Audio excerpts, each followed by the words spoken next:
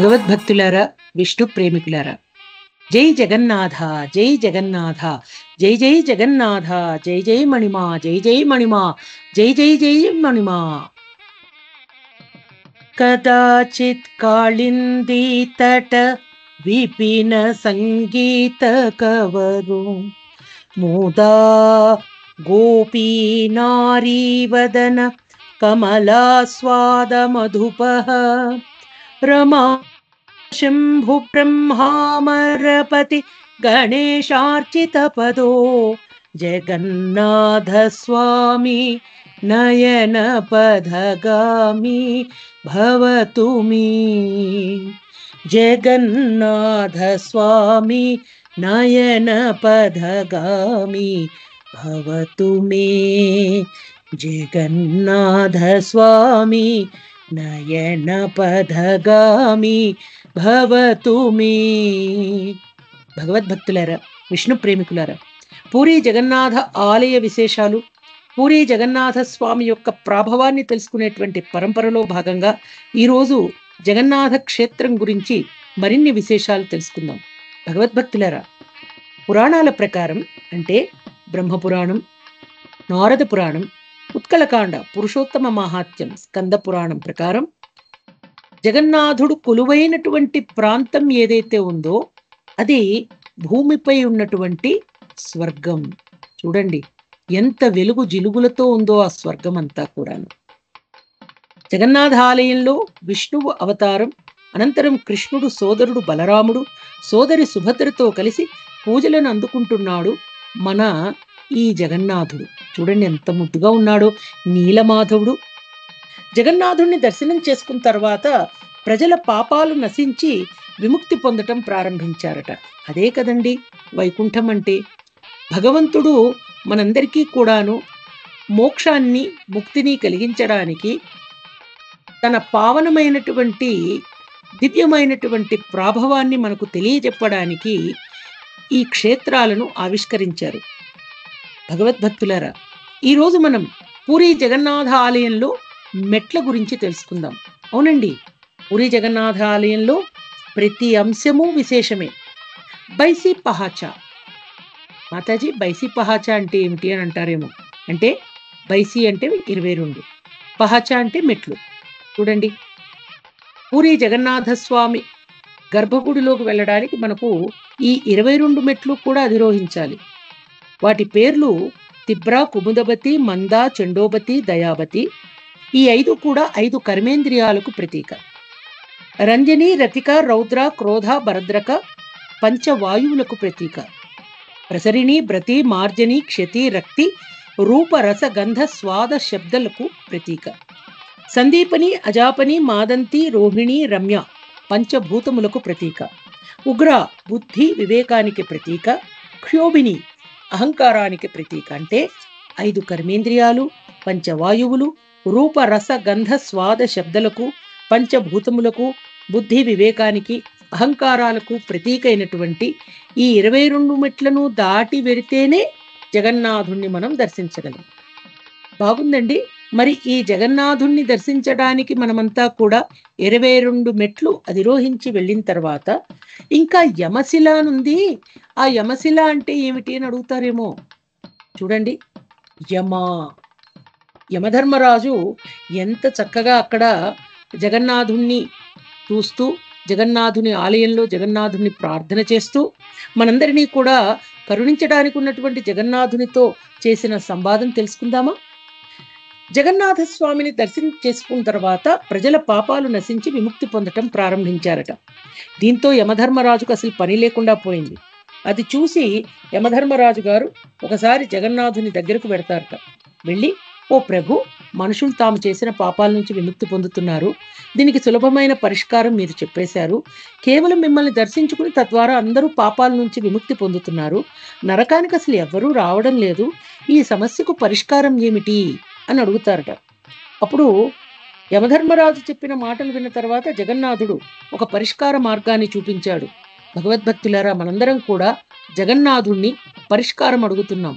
జగన్నాథ స్వామి మార్గం చూపించమంటున్నాం.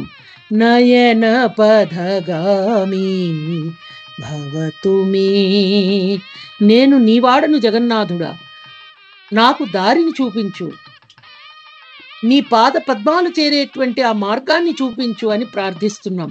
జగన్నాథ స్వామి నయన పథగామి భవతు మే. జగన్నాథ స్వామి నయన పథగామి భవతు మే. మనం ప్రార్థిస్తే జగన్నాథుడు తనంతట తాను వేంచేసి మన ప్రార్థనలను అందుకుంటున్నాడు, మన పూజలను స్వీకరిస్తున్నాడు. జగన్నాథ స్వామి నయన పథగామి భవతు మే. జగన్నాథ స్వామి నయన పథగామి భవతు మే. ఈ ఇల వైకుంఠంలో ఉన్నటువంటి జగన్నాథుడు భక్తుల ప్రార్థనలు ఆలకించి జగన్నాథ స్వామి నయన పథగామి భవతు మే. సరే, బైసి పహాచ అంటే 22 మెట్లున్నాయి. మరి ఈ 22 మెట్లలో ఆ 3వ మెట్టు అని ఉందండి. జగన్నాథుడు యమధర్మరాజుకు పరిష్కార మార్గం అన్నాను చూడండి. ఆ పరిష్కార మార్గం ఏమిటంటే గర్భగుడిలో ఆలయ ప్రధాన ద్వారం వద్ద ఉన్న 3వ మెట్టు యమధర్మరాజు స్థానంగా చెప్తారట. ఈ మెట్టుని యమశిల అని పిలుస్తారు. ఎవరైనా జగన్నాథుని దర్శించిన తర్వాత తిరిగి వెడుతూ యమశిల మీద కాలు పెడితే పుణ్యమంతా కొట్టుకుపోతుంది. ఆలయ ప్రధాన ద్వారం నుంచి ఆలయంలోకి ప్రవేశిస్తున్నప్పుడు కొన్ని మెట్లు ఉంటాయండి. చూడండి, జాగ్రత్తగా చూడండి. అలా ప్రవేశించే సమయంలో దిగువ నుండి 3వ మెట్టుపై యమశిల ఉంటుంది.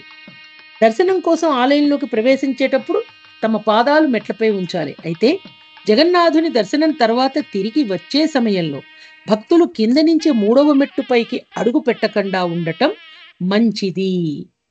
చూడండి స్పష్టంగా యమశిల. యమశిల నలుపు రంగులో ఉంటుంది. దర్శనం చేసుకున్న తర్వాత కిందికి వస్తూ దిగువ నుండి ఉన్న 3వ మెట్టుపై అడుగు పెట్టేటప్పుడు శ్రద్ధ వహించాలి. ఈ మెట్టుపై అసలు అడుగు పెట్టకూడదు. ఇది జగన్నాథుని ఆజ్ఞ. జగన్నాథుని ఆజ్ఞ దాటి మనం ఏమైనా చేయగలమా? అందరం కూడా ఈ యమశిలను ముట్టుకోకుండా, యమశిలపై అడుగు పెట్టకుండా స్వామి ఆజ్ఞను మనమంతా పాటించాలి. అది యమధర్మరాజుకు జగన్నాథస్వామి ఇచ్చినటువంటి వరం. బైసి పహాచ 22 మెట్లలో విశేషంగా కింద నుంచి ఉన్నటువంటి 3వ మెట్టును యమశిలగా చెప్తారు. కాబట్టి 5 కర్మేంద్రియాలు, పంచవాయువులు, రూప రస గంధ స్వాద శబ్దములు, పంచభూతములు, బుద్ధి వివేకము, అహంకారాలకు ప్రతీక అయినటువంటి ఈ 22 మెట్లను గురించి తెలుసుకుంటున్నాం. అందులో విశేషంగా జగన్నాథుని దర్శనం తర్వాత తిరిగి వచ్చే సమయంలో కింద నుంచి 3వ మెట్టుపై అడుగు పెట్టకుండా ఉండటం మంచిది అని జగన్నాథుని ఆజ్ఞను అందరం శిరసావహిద్దాం, తెలుసుకుందాం, తెలుసుకుని తరిద్దాం. జగన్నాథ స్వామి నయన పథగామి భవతు మే. జగన్నాథ స్వామి నయన పథగామి భవతు మే. భగవద్భక్తులారా, విష్ణు ప్రేమికులారా, విష్ణు తత్వం తెలుసుకునేటువంటి కార్యక్రమంలో విశేషంగా పూరి జగన్నాథ ఆలయ విశేషాలు తెలుసుకునేటువంటి పరంపరలో మరిన్ని విశేషాలతో తరువాయి భాగంలో మళ్ళీ కలుసుకుందాం. అంతవరకు జై జగన్నాథ, జై జై జగన్నాథ, జై మణిమా, జై జై మణిమా.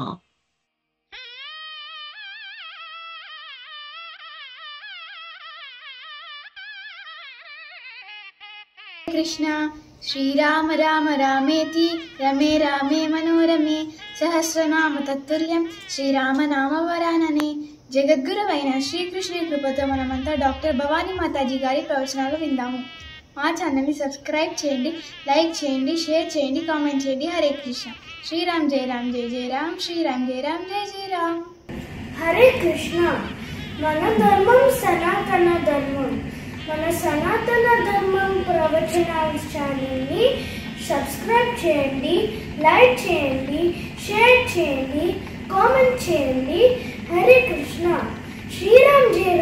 జయ రామ్ శ్రీరామ్ జయ రామ్ జయ